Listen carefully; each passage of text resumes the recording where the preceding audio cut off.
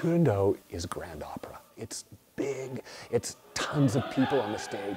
It's really a spectacular spectacle. Once upon a time, there was an ice princess who had an ancestor who was somehow abused by a Tartar prince, and therefore in her life has decided that no man will melt her ice down. So that she creates this kind of this wall of ice around her, and she puts before them 3 riddles. And if you can answer these riddles, you get to marry her. Well, the riddles are so complicated that no one has been able to answer them. So that every year, more and more princes come and try for these riddles, and when they don't get them, they lop their heads off. So what happens in this opera is this, again, this Tartar prince who's in exile shows up here, becomes intoxicated with the idea of Turandot after he sees her, goes in, and amazingly answers the riddles, and she freaks out. And he sees this in her and he says, I'll make you a deal, princess. I'll give you a riddle. If before dawn you can tell me what my name is, I'll let them cut my head off.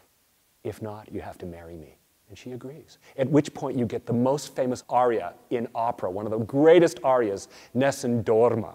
Will she find out his name before the sun rises? People are tortured, terrible things occur, and then if you want to know the rest of it, you're going to have to come and see the opera.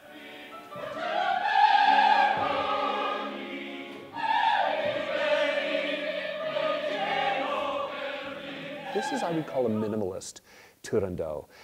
When the curtain goes up at the beginning, there's hardly anything on stage, and then things start to move in, and the whole production is kind of built before the audience's eyes with a series of platforms and scaffolds and stairwells that kind of interconnect like a jigsaw puzzle.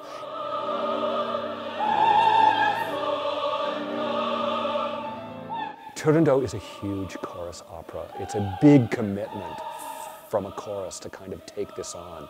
There's a ton of music. Unlike other operas where choruses just kind of recede into the background, here, at times they are totally in the primary focus. They are the hoi polloi, they're the people, they're the angry mob, and the music is complex. I mean, it's beautiful. It's Puccini. It's beautiful, beautiful music.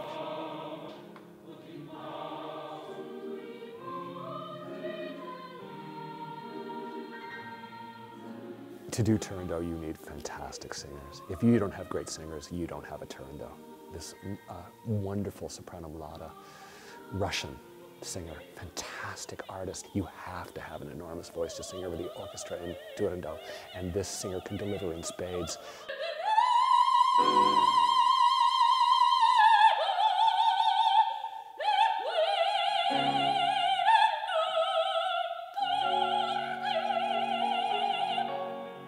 So she is different.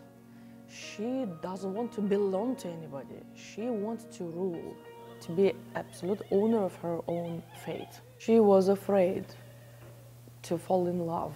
And this is why she's so nasty with this Kalov, this Prince Kalov. Our tenor, Raoul, has been a stalwart of the Metropolitan Opera. He sung this role many times. Again, he'll deliver that great aria totally in the way the audience expects, and probably more. More than just Nessun Dorma, this has some of the most beautiful music Puccini's ever written. We have an excellent cast. They have a lot of talent, a lot of skill. Lara, our Liu, fantastic artist, Winnipeg-based, and a world-class voice. I think that Turandot is a great opera for people who've never been to an opera before. It moves quickly, it's melodic, it's spectacular. It just zips right by. And I think that it's a fantastic piece to bring people to, even kids.